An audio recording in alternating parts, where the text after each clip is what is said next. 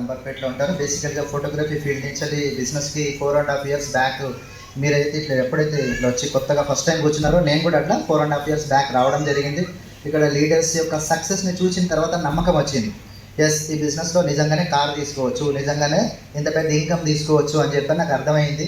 పని చేసుకుంటూ వెళ్ళాను. సీనియర్స్ యొక్క అడుగుజాడల్లో వాళ్ళు చెప్పినటువంటి విషయాలను ఫాలో అవుతూ వెళ్ళి ఈరోజు కంపెనీలో హైయెస్ట్ లెవెల్కి రీచ్ కావడం జరిగింది.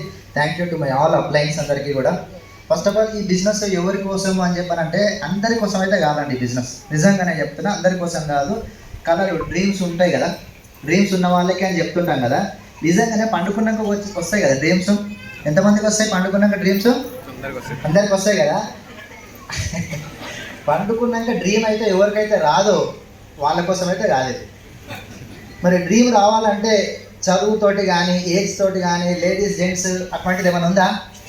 ఏం లేదు. పండుకుంటే ప్రతి ఒక్కరికి కళలు వస్తాయి. కళలు ఉండే ప్రతి ఒక్కరికి, ఆ కళలు కానీ ఈ కళలు కానీ ఏ కళలు ఉన్నా సరే వాళ్ళందరికీ బిజినెస్ అనేది చేయవచ్చు. అదే క్వాలిఫికేషన్.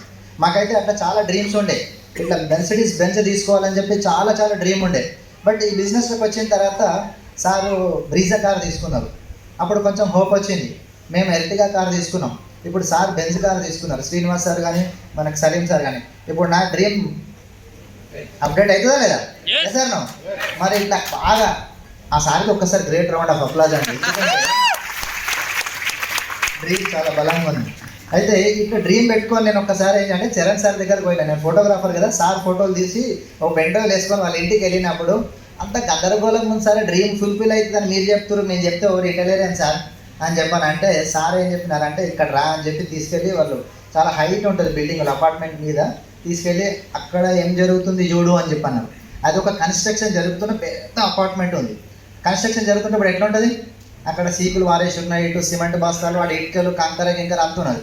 అది ఎట్లా ఉంది అని అంటే ఒక షేప్ ఏమన్నా ఉందా అట్లా ఇల్లు అంటే ఏం లేదంటే స్టార్టింగ్ స్టేజ్లో బిజినెస్ స్టార్ట్ చేసే ప్రతి ఒక్క వ్యక్తి కూడా అట్లా గందరగోళంగా ఉంటుంది.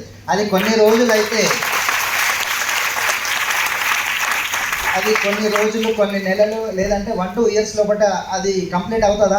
నా కంప్లీట్ అవుతుంది. కంప్లీట్ అయితే ఇటు చూడు అని